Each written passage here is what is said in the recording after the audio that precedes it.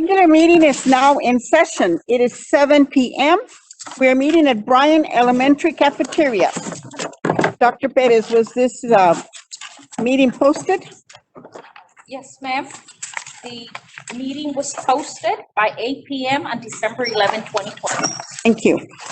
In accordance with Governor Abbott's declaration of the COVID-19 public health threat and action to temporarily suspend certain provisions of the Texas Open Meeting Act, a quorum of the District Board of Trustees will hold its regular board meeting by video conference or teleconference. The public will have the option to attend, participate in the meeting remotely or by video conferencing or by teleconference. Members of the public may access this meeting by following our mission website. Public comments. Members of the public wishing to make public comment during the meetings must register by emailing a Gallardo in Mission before 4 p.m. on the date of the meeting. Member of the public must provide the following information in the email. Subject of the member will discuss, a telephone number at which the member of the public may be reached, the name of the interpreter and the contact information for the interpreter if the member requires an interpreter to provide public comments, and whether the registrant will require the use of a TTY service to facilitate the public comment. Ms. Gallardo?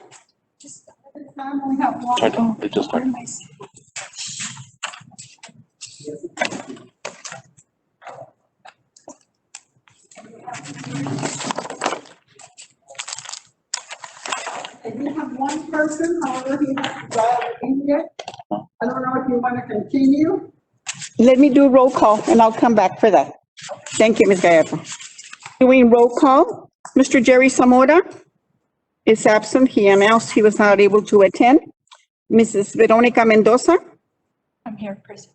Ms. Petra Ramirez. Here. Ms. Aris Iglesias. Here. Mr. Juan Gonzalez. Here. Mr. Roy Vela. Here. Minnie Rogers, myself, all present. We have 6 in attendance, which is a quorum. Do we want to come back and see if the gentleman has? On the agenda, we do the Pledge of Allegiance. Yes, and okay. the comments. So, Okay, if you all will please stand. Mr. Juan Gonzalez will lead us in the Pledge of Allegiance. I pledge allegiance To the flag of the United States of America, to the republic for which it stands, one nation, under God, indivisible, liberty and justice for all. Honor the Texas flag. I pledge allegiance to thee. Texas, Indivisible. if you'll bow your heads for a moment of silence, pray for all of those that have families and friends still with COVID, and pray that it'll go away.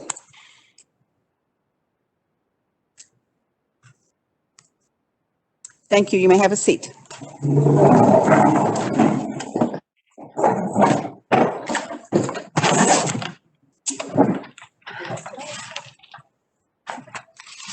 Do we want to try comments from the public?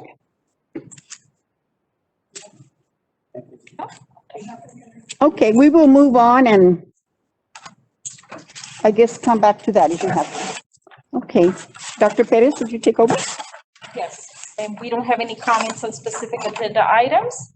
Therefore, we move on to item number 5, presentation to the board, technology update. And Mr. Joel Garcia. Thank you.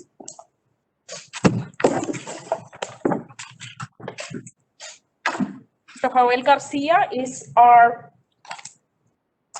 expert in technology, and he's Executive Director for Technology. Thank you, Dr. Perez. I'm going to go ahead and open up the PowerPoint.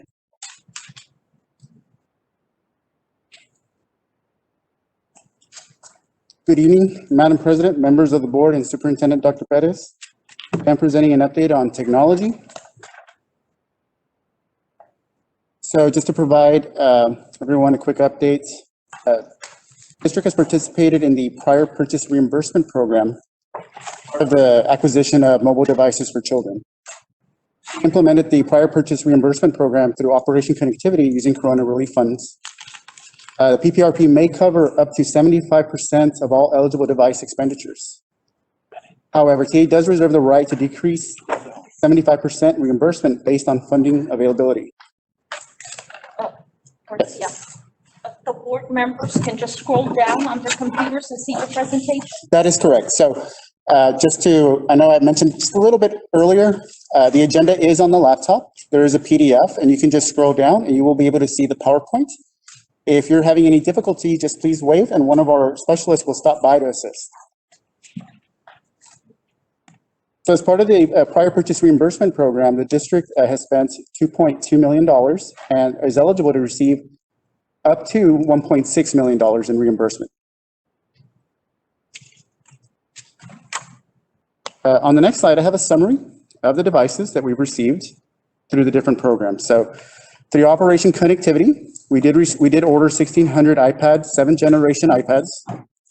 We received all of them. We've also ordered 400 Dell laptops, and those have actually started to come in this week. We received 16 yesterday. We also ordered 3,300 Verizon hotspots, and those have all come in as well. Through vendors, we did order 14,478 Chromebooks. We did get 22,688 that came in, and we have 11,790 that are pending. And I'll come back to that in just a bit. We also ordered 40 7th generation iPads, received all 40 of those. 550 mini iPads, received those. And 659 Dell laptops, and we received those as well. So of the new equipment, we received 3,937 devices. What's pending right now are the 11,790 Chromebooks. And so the situation is we do have an order with two vendors, Virtucom and CDW. Again, we ordered 11,373 from Virtucom, but we've only received 2,688. From CDW, we've ordered 3,105, but we haven't received any. So again, that's where we have that outstanding number of 11,790 devices. Now, our district did a fantastic job of getting devices throughout the years. And so our students, when COVID hit, most students that needed a device, they got a device, right? That said, some of the devices are a little bit older, and that's why we're looking at getting new devices for all the students.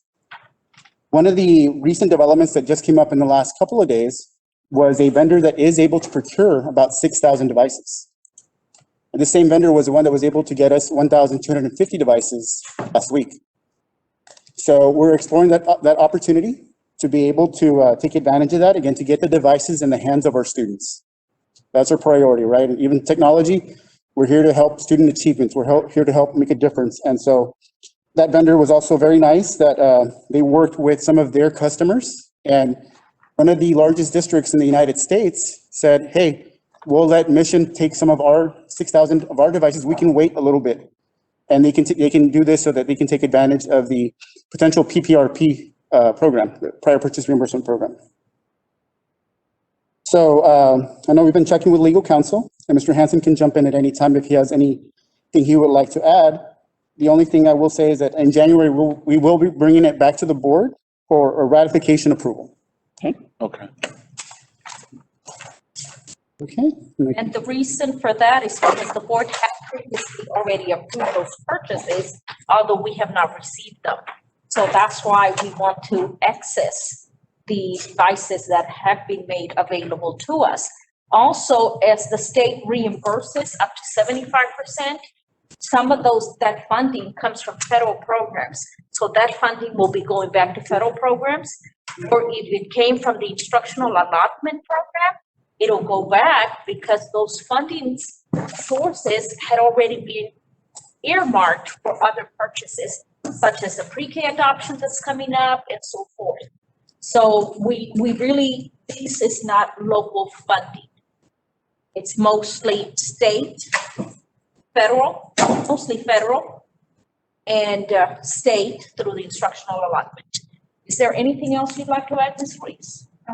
Okay, thank you. Thank you. Thank you, Mr. Garcia. You're welcome. So the next item, the next slide talks a little bit about the student parent agreements, and I know that we discussed that at the last meeting. So I think it was great. The teachers and librarians and parents now have some guidance as far as how to proceed in the different scenarios, right? If a device breaks, if it's lost, if it's theft, or if it's, if it's damaged through negligence. And so that agreement, I think, will be very helpful moving forward. Also, last week, I know Trustee Coach Iglesias asked about the device damage. And so I put a small little graph there as of last week when the agenda item was due. And we had 44 iPad 7th generation that had reported some damage, 8 power adapters, and 7 hotspots. And so again, the team is working to resolve and fixing some of these parts, fixing some of these devices with parts that we have already. When you're thinking that we really deployed more than 12,000 devices, right? That's, I was just gonna say, that's very good number, given the numbers we have out there. Care of them. And if, you know, correct me if I'm wrong, but a lot of those iPads and the power adapters are from the, some of the older models. Correct. Correct. Yes, the kids are doing a great job of taking care of the devices. And this data is as of though when I did come in and started collecting the data, which was at the end of September. But we can provide a more thorough analysis at the next meeting if it's required. And that just speaks volumes of the work that our teachers are doing, our administrators, in training the children to respect what they have and really appreciate, and also our families, our parents. Yeah. So that is just, you know, commendable. So we couldn't ask for better and better families and educators. You know, they're taking care of the resources that we have. And that's Wonderful. The next piece I wanted to just touch on a little bit is the internet access. And again, we want to stress to the community that there is internet access available to our students. So again, through the Verizon hotspots, we've been able to deploy approximately 3,600 Verizon hotspots to our students that lack internet access. We've also applied and are receiving 2,319 hotspots through T-Mobile's Project 10 Million. And so that provides 100 gigs of data per year at zero cost to this district and to the student. that was a grant. Yes, that was a grant, yes. And it's a phenomenal opportunity, again, for our kids that need hotspots. You know, we've been reaching out and communicating with our campus principals, letting them know, hey, we have hotspots available. Let us know if you need some help, you know, if you need a hotspot or some other resource so that we can assist the families. In addition to the hotspots, we also have Wi-Fi in the campus parking lots. And you may have seen those in some of the signs that we have throughout the campuses. So there is also Wi-Fi coverage in the campus parking lots. And in addition to that, going above and beyond, we have Wi-Fi on our school buses. And so we've been looking at that data. We look at it weekly. We work closely with our transportation director to make decisions as far as how to be more strategic with the buses and the placements and whether we need to reduce some of those based off the usage. And so we do have about 25 locations all listed on the presentation for the bus Wi-Fi. And then lastly, we've been in close communication with both the county and the city of Alton for some of the Wi-Fi towers. The city of Alton has 5 current Wi-Fi towers providing internet access to local areas. Those 5 locations include the Water Tower, one at Elizondo Park, the Business Park, Tri-City Park, city offices, and they're also working on finalizing a tower at our Cavazos Elementary location by the end of January. And they came to us 2 years ago, Yes. with the recall. Yes. And at that time, we were like, oh, well, that's a great opportunity, but not knowing how important it was going to be Especially now. 2 years later. Yep. Again, we're also working with Hidalgo County. They're working on adding a Wi-Fi tower at our child nutrition facility. And that one is expected to be completed at the end of December. So we're pretty excited. It's funded through CARES Act funding. And then lastly, I'm almost done, is we also want to ensure we reach out to our campuses, campus principals and staff to let them know that the technology department is here to serve them. And so we ask them that if they need assistance with classroom equipment to reach out to us. So for those teachers that are coming on site, we want to make sure that, you know, that they're equipped, that the students have the necessary tools they need for the virtual instruction while on campus. So for example, the headphones, you know, and again, we work closely with the curriculum and instruction team. We currently have 5,582 headsets for the kids. And then our bilingual department just recently purchased another 5,200 headsets for our EL kids. We're assisting campuses if they need some assistance with the webcams. We have a lot of brand new desktop computers in every classroom, pretty much. And so now we're just equipping them with a webcam for those that don't have one. And then lastly, we tell them to reach out to us if they have any issues with the Wi-Fi or the network, if they need assistance with a desktop or laptop. the smart board, the document reader, or the projector in the classroom. And that's all I had. Thank you very much, Mr. Garcia. You're very welcome. Again, I have a question. Do you have technicians in all the schools? yes, ma'am. At this time, we do. Okay, so those technicians would be able to help with everything else, Troubleshoot. offering the service. How many do you have on your team under? The entire technology, it's about 20 staff, Okay. but then we have one technician at each campus. Awesome. And typically the way it works, right, is the technician is the first level of support. So if the campus needs some help, they'll go to the tech. But we always tell the campus, we try to reinforce that if you need assistance, if the tech isn't available to fix it right then and there, or if the tech needs higher level support, pick up the phone and call us. And so we're there, again, we're ready, willing, and able to serve the campuses to ensure that instruction continues and that there's no disruption in instruction.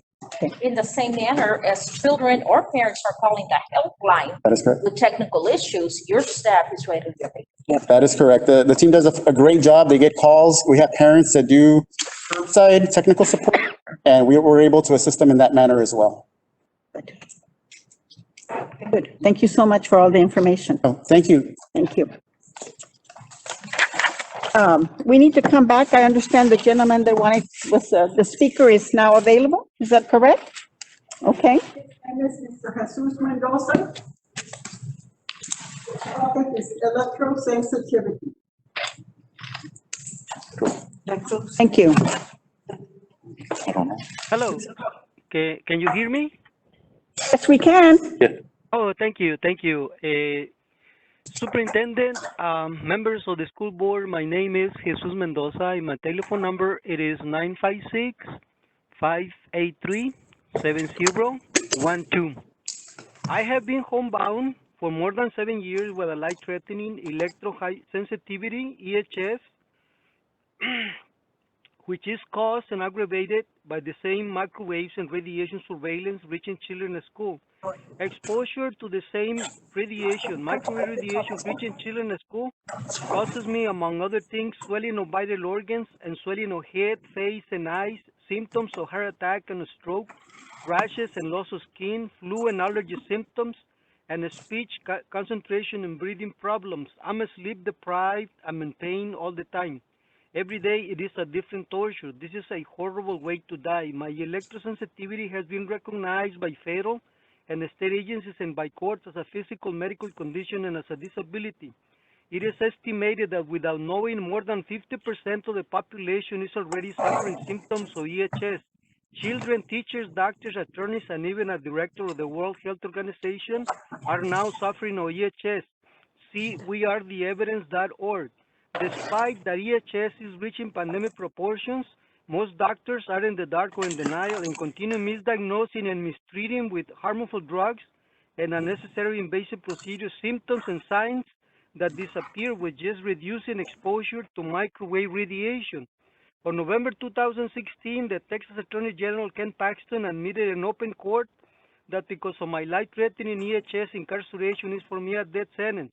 And then, in response to counter lawsuits, Paxton admitted that he attempted to enforce by incarceration fraudulent child support orders to conceal with my murder the collusion of the governor of Texas, Greg Abbott, with the Hidalgo County Criminal District Attorney Ricardo Rodriguez, and with the school officials and others on the attempts to conceal that a massive medical malpractice and a massive Medicaid and Medicare fraud are in use to conceal that the microwave radiation at school is causing children electrosensitivity and brain, blood, eye, nerve, heart, and DNA damage, and other catastrophic and irreversible harm and disabilities that defeat the purpose of education, and to conceal that exposure to microwave radiation is also maiming and torturing to death teachers, firefighters, police officers, and other unsuspected victims.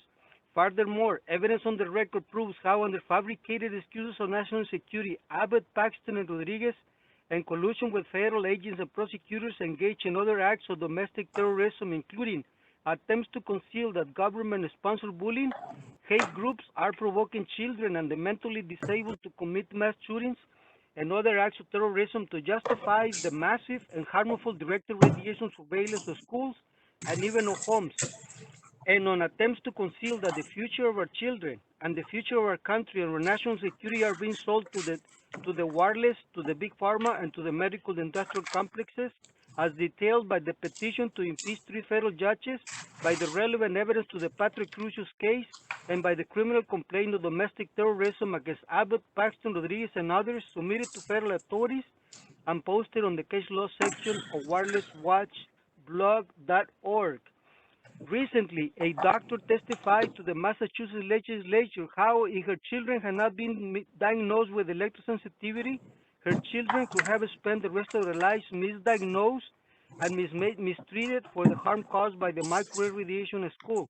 How her son, because of his aggressiveness, could have spent the rest of his life in a mental hospital, and how her children are the tip of the iceberg of the millions of children that are now being misdiagnosed, mismedicated, and mistreated for the harm caused on children by the microwave radiation in school. In my family, we have more than 10 children born with brain damage. The common thing in these children is that their mothers were all phone users while pregnant. Even levels of microwave radiation below the federal safety limits breaks the blood-brain barrier to allow toxics on the bloodstream, including the mercury of vaccines, to enter and damage the brain. Last year, a law firm filed a federal lawsuit with evidence proving that cell phones emit more than 5 times the federal safety limits, where any radiation above the federal safety limits causes harm even to strong and healthy adults. This is an invitation to members of the school board and superintendent to use this information to protect our children. Parents and school officials are the first line of defense. Our children cannot defend themselves from this atrocity. Preventing unnecessary exposures to microwave radiation is now more urgent and vital because of the massive vaccination that is fastly approaching. And thank you very much for the opportunity. My name is Jesus Mendoza. My telephone number is 956-583-7012. Thank you again. Thank you, Mr. Mendoza. We'll take it under advisement. Thank you so much. Moving on, I'd like to skip over, if you turn to your second page, number, No, we still need to continue with the superintendent's updates and recognition. oh, okay, I thought you wanted me to go to the, No, that's later. okay, all righty, go ahead. Sorry for the. That's all right. We now will have Dr. Perez give us updates and recognitions. Yes, we'd like to provide updates and recognitions. And we'd like to congratulate our Eagles football team for making history last Friday and becoming the Vice champion. The last time that our Eagles received such recognition or accomplishment was 11 years ago. Now, on other news, also Mission High School cross country. They qualified for Region 4 6A championship. And we had 2 students, Rogelio Aguirre and Jesus Palafox Escobedo, both 11th graders. And they did go to the cross-country meet, did well. And we have Rogelio Aguirre that qualified for state. Awesome. So congratulations. Very good. We also have the Eagle Choir, and they had 3 students placed at the TMEA region and area choir. Abigail Rivera, soprano. Soprano 1, region choir area alternate. Kayla Alcantar, soprano 1, region alternate. And Nathan Cavazos, tenor 1, region choir area. Nathan Senior has earned 4th chair in region pre-area choir and is an area choir candidate. He will be auditioning in January for a place in the all-state choir. Also, Mission High School Eagle Band set school records for region and area. We have 16 students that made region band and 7 advanced to area in January. Also, we have the tennis, swimming, and diving, and they've had quite a few wins, and they're doing very well and will continue with the spring competition. We also have accolades for Veterans Memorial High School. And FFA, big congratulations to the LDE teams that competed in the Citrus Valley District Virtual LDE. And placing first place, Green Hand Creed Speaker. Second place, Green Hand Radio Team. Third place, Senior Creed Speaker. And third place, Senior Radio Team. Both Green Hand teams will be advancing to the area contest, and a total of 4 banners were brought home for VMHS FFA. We couldn't be prouder of these students and that will continue representing the chapter with pride, even as they do it virtually. And also their cross-country girls are the district champs, team regional qualifiers, and boys were second place, team regional qualifiers. And in tennis, second place and state playoffs. So congratulations to these athletes.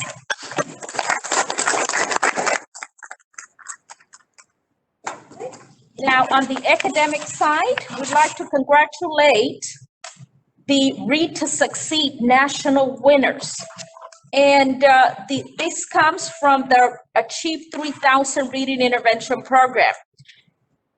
And we at Mission CISD had 3 top schools that made nationwide, they really received awards nationally. And we have Ivana Ayala, 3rd grade teacher at Midkiff Elementary, and her class is being recognized as one of the nation's top readers. Francisco Olivares, 2nd grade teacher, also at Mims Elementary, and Nancy Cardenas, 5th grade teacher at Salinas Elementary. So I will read them again. Ivana Ayala, 3rd grade teacher at Midkiff, Francisco Olivares, 2nd grade teacher at Mims, and Nancy Cardenas, 5th grade at Salinas Elementary. Congratulations to representing our district very well nationally. Other news, last week, the Texas Education Agency Commissioner Moritz announced that the accountability ratings for schools and school districts would be suspended because of COVID. However, students would still be testing in person. In addition to we can submit a waiver for teacher evaluations as long as the school district commits to providing teachers with instructional support through observation of teaching and feedback and pedagogical refinements and support with data analysis to adjust pedagogy based on student learning data. And it also states that the school district may still evaluate the teacher and determine the appraisal rating. However, it will not be turned into human resources. However, we will be because the test, the evaluation instrument, it's about professional development. It's about growth. So it will be done because of the fact that, we need to provide feedback and support and provide academic growth for our educators and our students. So the process will still be done. However, it will not go into the educator's permanent record at HR. Also, another item to consider is the real estate property that we negotiated. We are continuing with the process of the land acquisition. We're working diligently with the realtor, the title company, and everyone involved. This plot of land will eventually be used to house our school district bus barn, and it will be centrally located, and there's plenty of space for additional facilities as needed for the district. Of course, the bus barn will be done in phases as finances allow. And that is the update for today. And moving on to item number 7, discussion and possible action. Ms. Reese? The board, Madam Superintendent, members in the audience, item number 1, approval of bids, proposals, and purchases of 50,000 and over. Item A, purchase of instructional staff laptop computers. This item was discussed last Wednesday at the board workshop by Ms. Resica. Administration is bringing a recommendation to the board to purchase instructional laptop computers from Incorporated. The Funding source is federal funds, Title I, Part 8, at an estimated cost of $1,233,000. Do we want a motion on that? Yes. Ms. Betty Mendoza moves. I second that. Mr. Gonzalez seconds.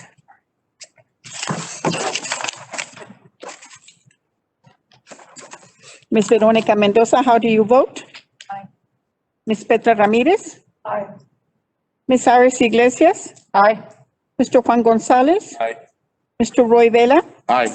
Manny Rogers, myself, 6. Motion carries. Item number 2, consideration of representation and lawsuit regarding property values.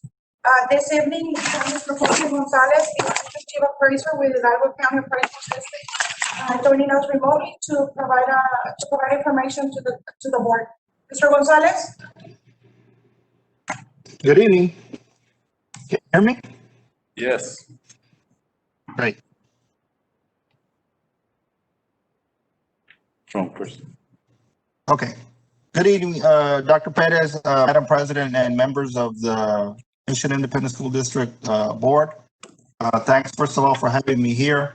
As you've seen on your agenda, we have we're bringing to you a lawsuit that the appraisal district is about to be involved in against the comptroller's office. This lawsuit is something that has to do with the values that the appraisal district works on a yearly basis. Specifically, the state audits our office every other year. So for 2019, they audited all of Hidalgo County. Out of the 16 school districts that we appraise, 11 of them did not meet local value. So we received preliminary values that were considered invalid as per the state. We were able to informally address 10 of those school districts. However, Mission ISD was one of the school districts that we were not able to come to an agreement on values that would help us validate the values that we have locally. And basically what the state is telling us here, ladies and gentlemen, is they're saying that our values in Mission ISD are too low. Our constant battle at the office is the property owner says that we're too high. In their endeavors, every other year come and audit to make sure that we're doing our job. And this is one of the tasks that they're entrusted in.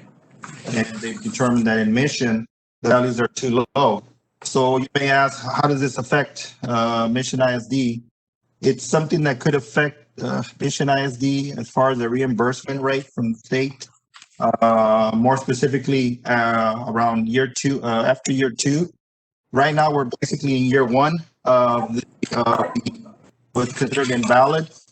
The process involved our staff meeting with the state informally, trying to come up with some sort of an agreement. We were, I can tell you from the beginning, we were about $4 million apart. Right now, we're about $12 million apart. So informally, our staff was able to come up closer than what we needed to be. The magic number for the state validate our values, our local values, if you will, is 95%. In comparison to their values, they're saying we haven't met the 95% value yet. So our task is constantly trying to make sure that we are valid, obviously, because of the effect that it could have with you all at this point in time. We've hired an excellent firm that Mr. Sweeney, Kirk Sweeney, represents, that has history in filing a lawsuit against in district court. As I said, we've a formal process. We shortened the gap. We had a SOA hearing, State Office of Administrative Hearing, with a judge a couple of months ago. Unfortunately, we were not able to get anything resolved at that point.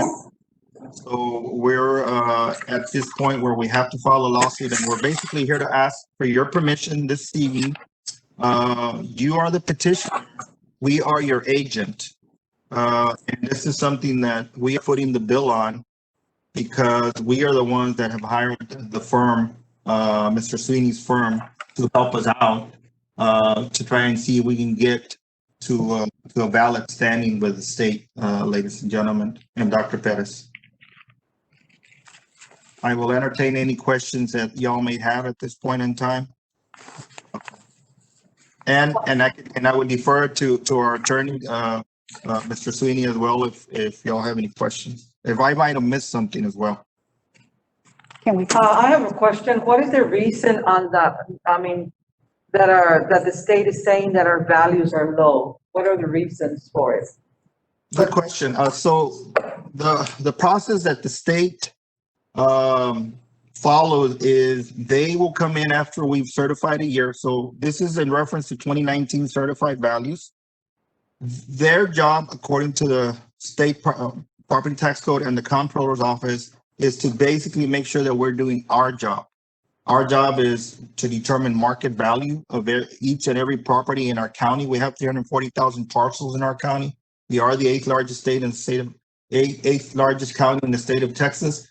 They want to make sure that there's a checks and balance in place, and they are checking to make sure that our values are up to par according to their appraisal team that they send to our county and all the counties in the state to make sure that we are doing our job. What do they base their values on compared to you all? So they follow the same process and methodology that appraisal districts follow. They have access to a few more tools. However, we also feel vehemently strong against some of the arguments that they're using. As I mentioned, we started off with 11 out of the 16 school districts that did not meet local value. We were able to overcome 10 of those so that we don't have any issues to have to get to this point. But there's some, on the commercial side, there's some a process involved in determining the value using what we call the income approach. Excuse me, technical jargon that we utilize in the field. And we have our evidence, they have their evidence. We feel that our evidence will help us achieve the goal. Thank you. What do we want to do with it? It's good. So these properties that are in question, are they homes, that people own, or they're, what is it encompass? What is it? Residential. That's a good question. So what they do is they do random samples. That's how they do their process. They just pick randomly the properties, and it's residential and it's going to be commercial. At this point in time, our biggest difference is going to be on the commercial side. Specifically in some of the areas over there off of Trinity on the south side of the expressway, the bigger commercial properties. But there are some residential properties. We saw some inconsistencies that we feel we can try and overcome with the evidence that we had on the residential properties as well.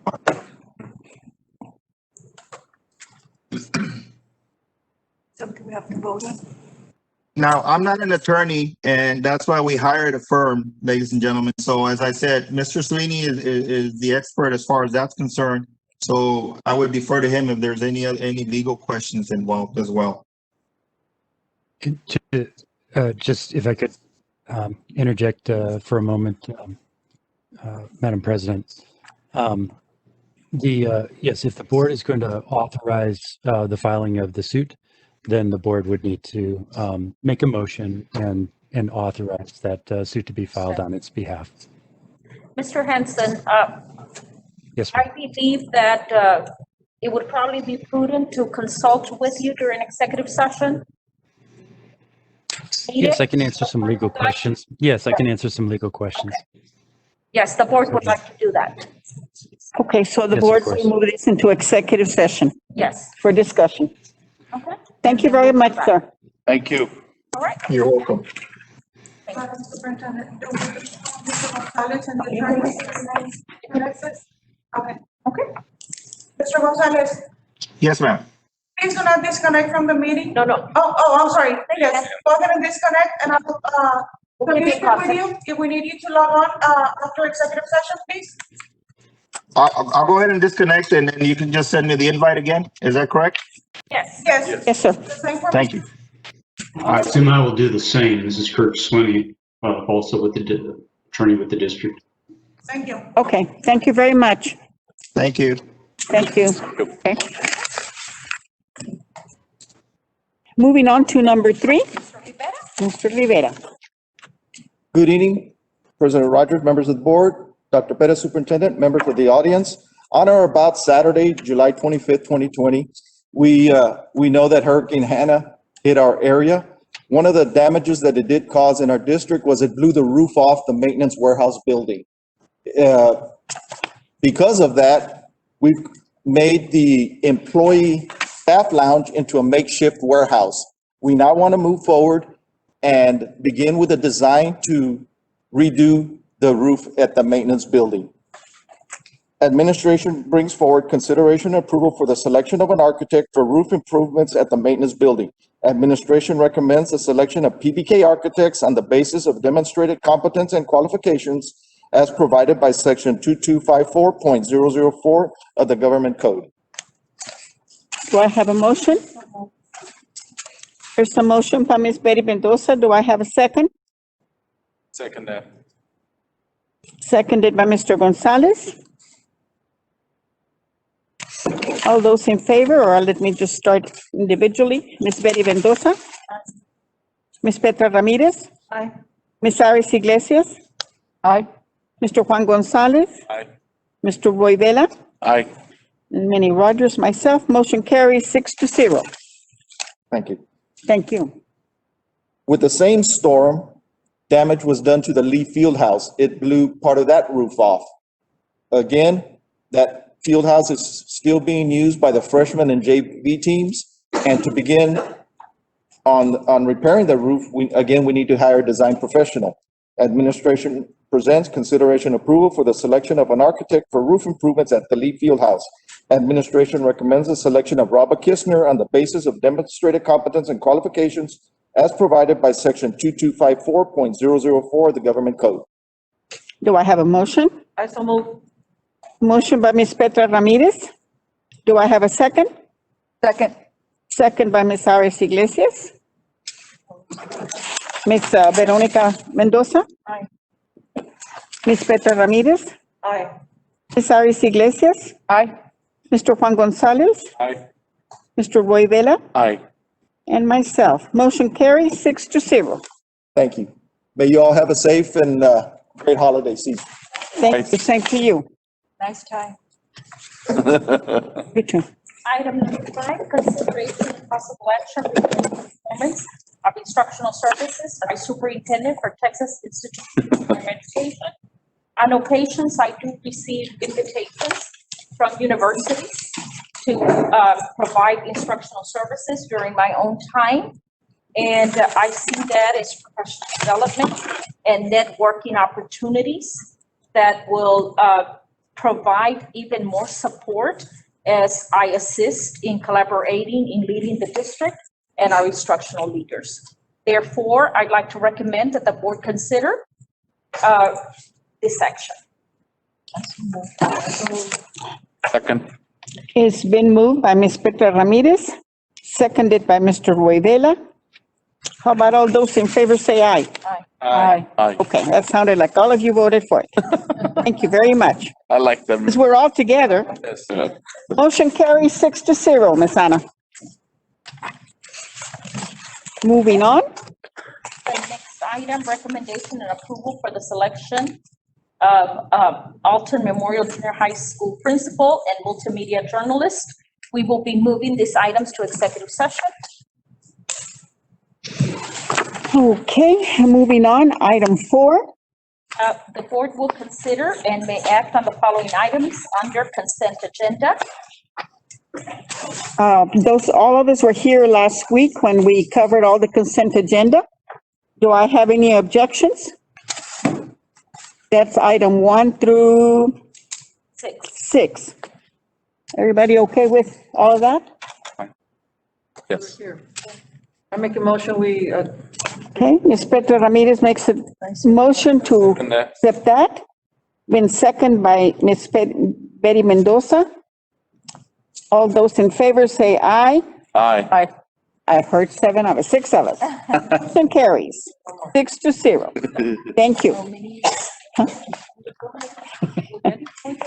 At this time, we are ready to go into executive session for private consultation with board attorney, Texas Government Code 551.072, deliberation regarding real property, closed meeting. A governmental body may conduct a closed meeting to deliberate the purchase, exchange, lease, or value of real property if deliberation in an open meeting would have a detrimental effect on the position of government body in negotiation with a third person.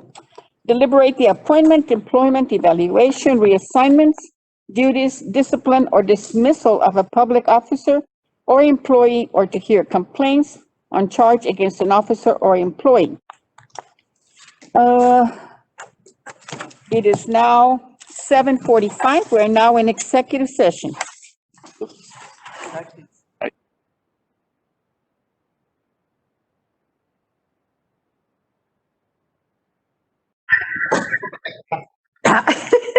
¿Quién va a hacer tacos para ir? Perdón, what time did it close? Sí, tacos. Oh. 7:45. I usually write it right away and I don't. No, I leave at, I won't even be there. I head to La Jolla at 7:30. Sorry, go ahead. I know you wanted to.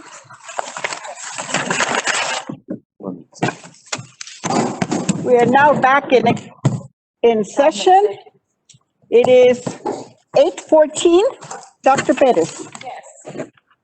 Item number 2, consideration of representation in lawsuits regarding property values.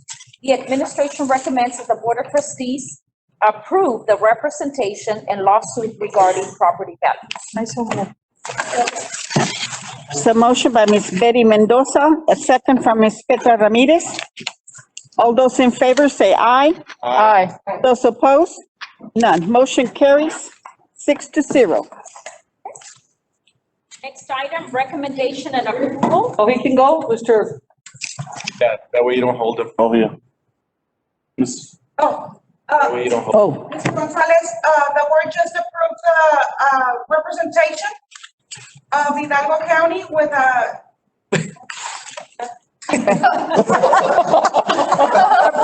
Approved by. everybody's, I attention to that. Lost connection. later. Uh-huh. Got it. So. Okay, send him a text message. Thank you. Okay. Next item, recommendation and approval of the selection for Alton Memorial Junior High School principal.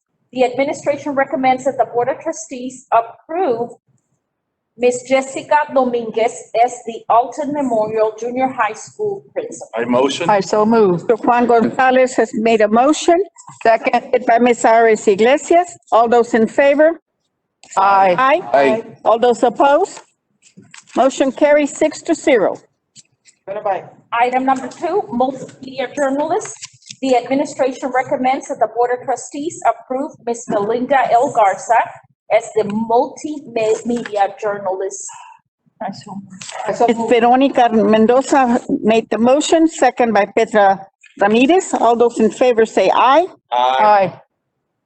All those opposed? Motion carries 6-0.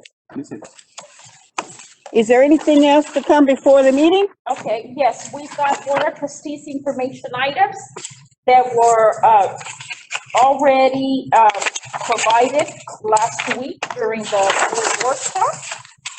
And number 1, unlimited Texas funding bond, taxable series 2020. The district was able to save over $5 million. The financial reports for the month of September and October 2020. The tax levy adjustments for the month of October.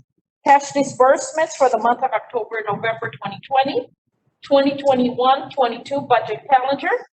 And we also presented for review as an information item, the contract with the Center for Primary Care and Wellness, technology agreements and fee structures, personnel and employments, resignations, transfers, and compensation changes.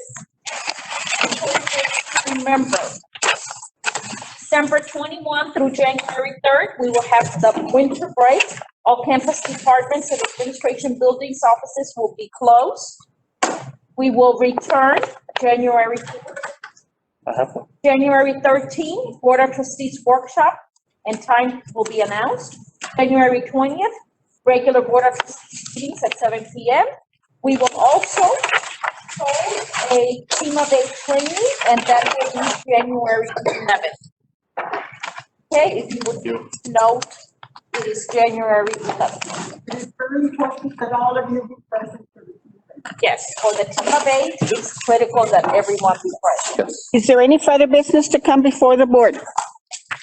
Do I have a motion that we adjourn? Ms. Petra Ramirez has made the motion. Do I have a second? Those in favor say aye. Aye. Aye. Merry Christmas, Happy New Year. It is 8:18. Let's go.